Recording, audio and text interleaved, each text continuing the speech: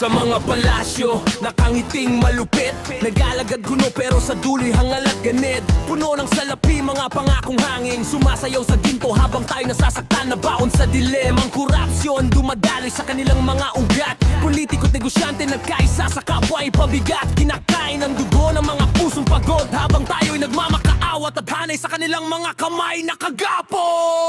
Mga luha ng bayan, sinusung ang bahan ng problema.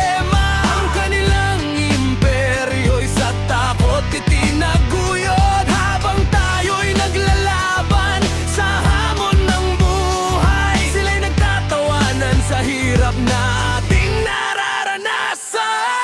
Pinipiga ang bayan sa bawat kasinungalingan, ninakaw ang pag-asa, mga kamay, taas ang hangganan. Bumabatlo ng bayan, ngunit sila'y malupit. Sa lupang saksi ang mahirap ay ginugol.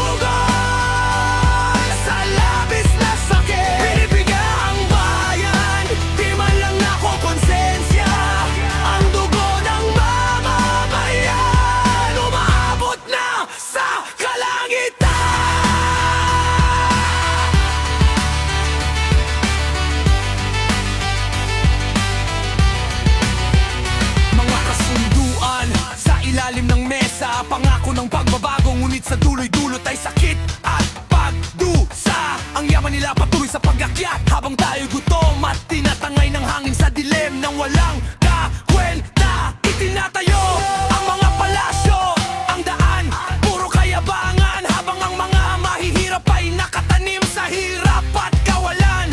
Puno kanilang bulsa, samantalang mga tao'y nagtitiis sa isang sistema na hindi tumutulong kundi nagsusuga. Sinusuong ang bahan ng problema, ang kanilang imperyo'y sa takot itinaguyod habang tayo'y naglalaban sa hamon ng buhay. Sila'y nagtatawanan sa hirap na ating nararanasan. Pinipiga ang bayan sa bawat kasinungalingan, ninakaw ang pag-asa, mga kamay, taas ang hanggan.